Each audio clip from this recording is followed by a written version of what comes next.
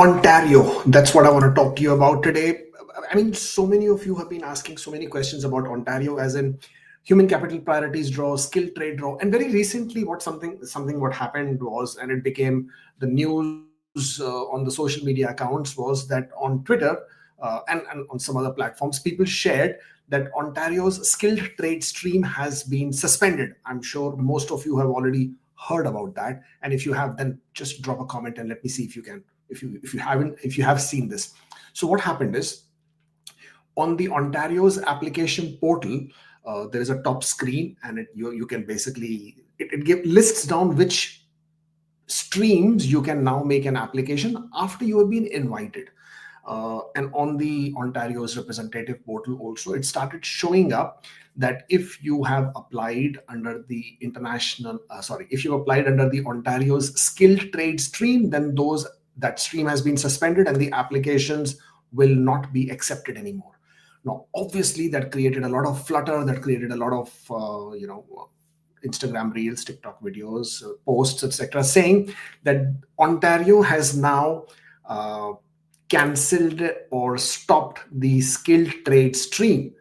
Very soon after that, what happened was that line on that portal was removed by Ontario, and therefore does not exist anymore.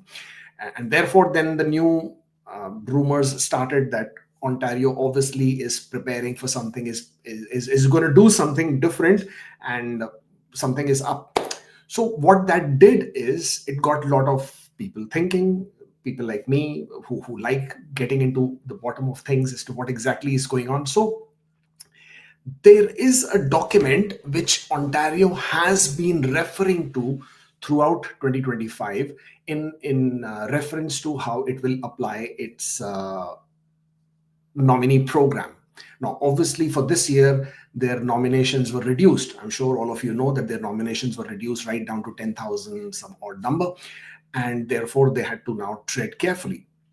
They obviously also had lots of inventory from last year, and they had to also process that. But that has already been put on a bit of a back burner, as most of you already know. They now have more authority that they can apply on different applications in terms of cancellations, canceling the streams, canceling the ongoing applications, and that also has created a lot of doubts, concerns, etc., etc. Now, most recently, I mean, this is not a recent report. This is a very old report. Actually, this is 1 year old. But whenever things like this happen, it prompts us to go back to the roots as to where the data might be, what is prompting Ontario to do what it is doing, what has prompted Ontario to change the portal, what has prompted Ontario or OINP to start slapping penalties on individuals, on employers, on consultants, on lawyer, as to whenever they misrepresent, whenever they are acting in a manner that they shouldn't be acting. So all of this has to come from somewhere, right? And that one somewhere is basically what we refer to as, is a document. Oh boy. That's what happens, right? When you're trying to rush through with something which you haven't really prepared to do. So let me see if I can pull that up very quickly. Hopefully I should be able to. Well, it's taking time to load up. My internet, as you guys all know, I'm struggling with that. So this is the Auditor General's report. Now, Auditor General report is prepared on an annual basis. It is being prepared for the last, I think, a couple of years. And in this particular report, since Ontario has the lion's share of nominations, therefore, it was understood that they needed to take some more effort. They needed to take some more steps to make this process more efficient. And therefore, they had, I've got it. No, this is not the one. Ontario Immigrant Nominee Program. This is the report that they finally prepared. This is the Auditor General's report. Now, obviously, this is a very long report. Now, you don't need to worry about where you can find this report. It is in the description box. You can find it over there. So please don't stress about it. You will be able to see the link for this report. Now, obviously, as you can see, this is a very comprehensive, detailed report. They looked at lots of things. Now, this document, what you are seeing, is part of a much larger Auditor General report from the auditor's website. We have just taken the Ontario because we are only interested in the OINP. We're not interested in lots of other things that happen. Now, a lot of things were included. Now, if I go to the first page, now this is not the most, you can't really read it carefully, but it says that the reason why they did it because they wanted to make the whole process very efficient. But I am not going to waste your time with this report. Obviously, if you want to read the report, and that is what you should always do, you can take a look at it at your own free time. It will make for a good bedtime reading. But the point here is not about whether you want to read it or not. This is an old report. I mean, this hasn't been issued yesterday or day before yesterday or last week. This was issued in January of 2025. So this is 2024's report issued in January 2025. Nothing new here.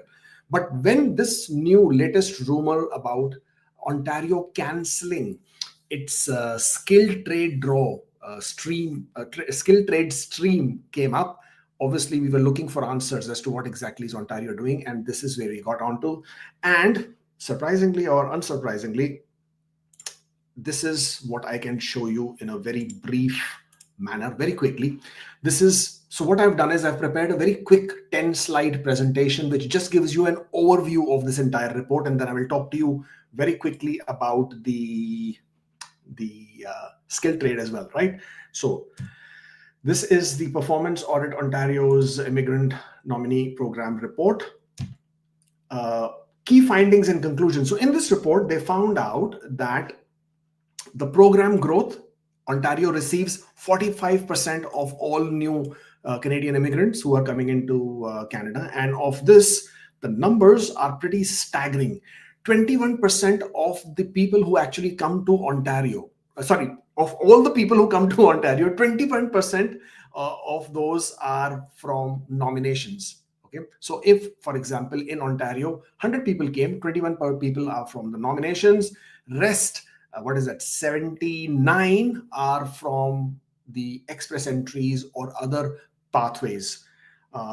If I keep going further, the rise of non-job offer nomination. Now, this is where people who are interested in human capital priorities, they should be wary. This is where it talks about, is that they started also looking at the difference between the nominations who had the job offers and the nominations who did not have the job offers. So everybody who was applying under the master's graduate stream, PhD streams, the human capital priority stream, those numbers came onto this one. And it says that 72% of the nominees that were selected from 2019 to 2023 did not require a job offer. Means that was a huge number out of the total nominations. They also saw in 2022 to 2023 an increase in masters and PhD by 227%. Again, a huge one. And in the nominations for masters and PhD in comparison to the job offer stream, that increase in numbers was by 471%. That I'm sure you will all agree is exorbitant. Now, they also said there is a big mismatch. There's a mismatch between nominations and high vacancy occupations. So basically, nominations were being given out, but they were not necessarily going to the high occupancy occupations. So the healthcare, the trades, the early childhood educators were not getting as many nominations as they should be getting, versus majority of them going to people who didn't have job offers, or they were going to technology and they were going to masters, PhD, etc. And obviously, there was also a disproportionate numbers that were not they were favoring the GTA. Means more people who were getting the nominations were in the GTA, less number of people outside GTA. And as you can see, the Northern Ontario is only 3%. And therefore, it became a huge issue. And again, they also identified that there is a weakness in the entire application verification process. They saw that there were a lot of suspicious patterns, the T4s, the payrolls were being run, documentation had gaps, which is also a concern, and that Ontario was not really using the tools that has been given to them to enforce all these people who were cutting the corners and not properly making the applications. And there were significant deficiencies in follow-up. And that's all I have for this particular document. But what's more important is, and what I really want to show you is, again, coming back to this particular document, but this is not a good document. Let me show you something else instead so that we can make the screen much larger and you will be able to see that instead. Now, obviously, most of you are interested in what the whole hullabaloo is about today, right? And that's what you want to really see. So let's take a look, make the screen a bit bigger. Yeah, I can do that. Remove my bookmarks.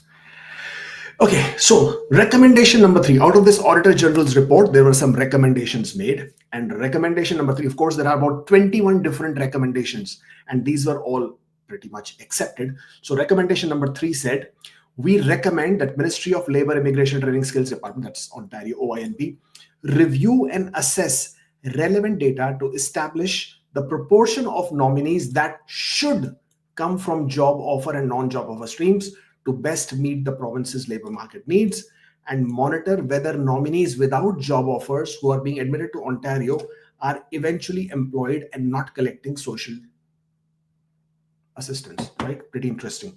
And then I will jump straight to number 10.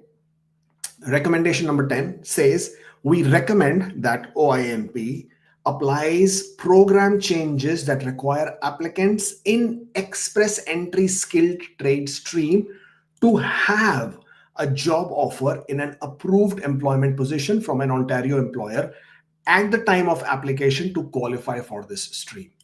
Okay. Be employed in the approved position at the time they are nominated, if they are already working for the employer, or within the set period of time after they are nominated.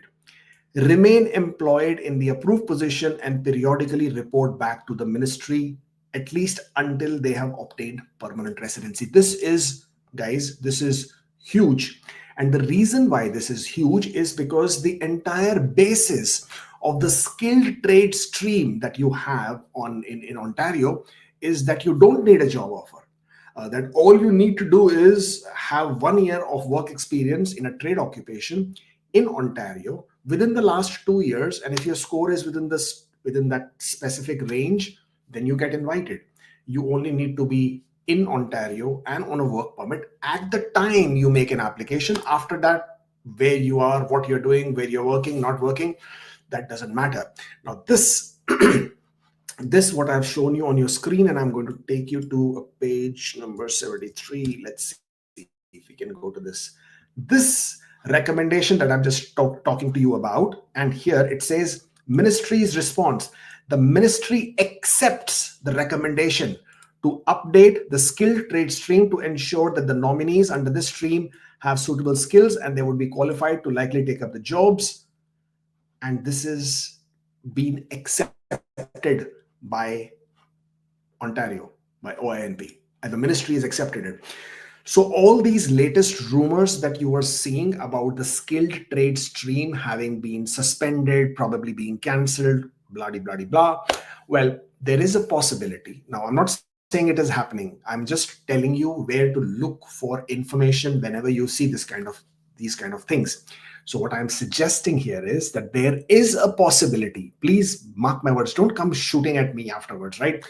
All I'm trying to do is show you where the water is so the horse can go and drink that water. The possibility is that one of the big reasons why Ontario is not processing all the applications from March, April of last year, which was largely the skilled trade categories, and again later as well, and also the most recent news that you have heard about them suspending the skilled trade stream has to do with this recommendation number 10, which of course you will be able to find on the Auditor General's report for OINP.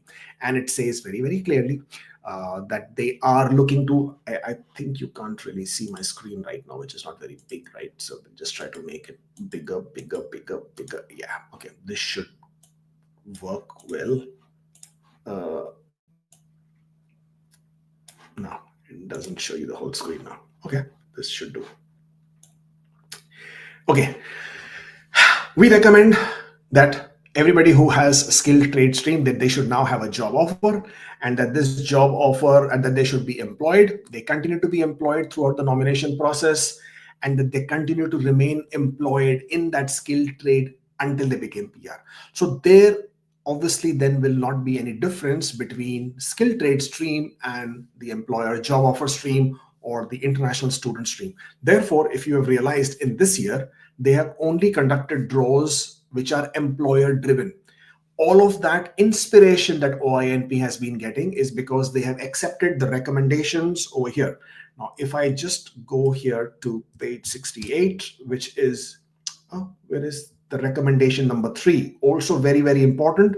And this will largely depend on people who are depending on human capital priority stream as well as the master's graduate stream. Again, please take a read. It says, and ministry has accepted this recommendation again. You see, ministry has accepted this recommendation. And it says, we recommend that the ministry reviews, assesses relevant data to establish the proportion of nominees that should come from the job offer and non-job offer streams to best meet the province's labor market needs, and whether nominees without job offers who are admitted to Ontario are eventually employed or not. Now, this is also referring to master's graduate stream as well as the OINP. It says, ministry accepts this recommendation. In addition to selecting individuals with qualifying job offers, Ontario aims to select individuals based on human capital factors that are associated with the long-term economic success. There you go. That's the news. That's the whole update, that Ontario is looking to make a lot of changes with regards to taking this Auditor General's report, because there are all these recommendations. I think there are a total of, I'm sorry, I'm just scrolling very quickly. And it also has all the occupations which are considered as priorities. The report has all the numbers. It's a huge, big report. It's a big, beautiful report. Okay, so yeah, take a look at it. And I'm sorry, I'm just trying to scroll up to see total of 18 recommendations have been accepted by the ministry. And out of these total 18 recommendations, a lot of it has to do with the way Ontario is applying its PNP program. A lot of it has to do as to how it will move forward. So the new employer portal that you have seen, that is also because of how it was recommended by the Auditor General's report. And as they move forward, there is going to be a serious situation where they will seriously possibly consider what they're going to do with the applications for 2024, specifically with the skilled trade stream. Now, what has happened is that there were a lot of fraud, lot of people who misrepresented, a lot of people who ran fake payrolls, provided fake documents, they didn't have the job. You know it, I'm sure. I mean, come on, don't fool yourself. You know it very well. Some of you probably, I mean, you know somebody who within your vicinity has done it. So Ontario obviously identified. They are looking to clamp down on it. And because out of last year itself, they have found so many people who have committed this fraud. And now only the reports are coming out of how many consultants. I think there was one lawyer. Then there are employers, there are individual applicants themselves who have now been penalized in hundreds and thousands of dollars. I mean, depending on the total, whatever the total penalty was. So yes, there is a very realistic possibility that they may look to refuse or return some, not all, some of the applications from 2024. And as we move forward, looking for employment opportunities is a good idea.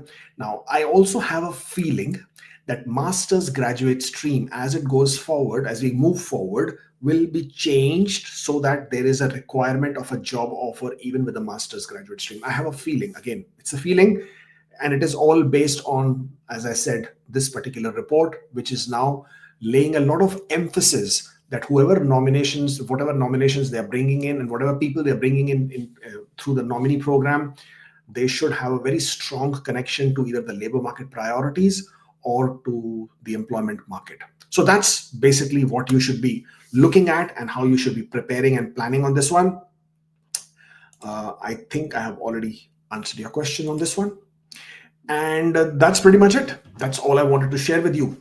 And because I came to know of this report, I mean, of course, we've been reading this report many times, but ever since that rumor that started early, I think started late last night, From there on, obviously got us all thinking, where is it coming from? And that's where it is coming from. They did take it.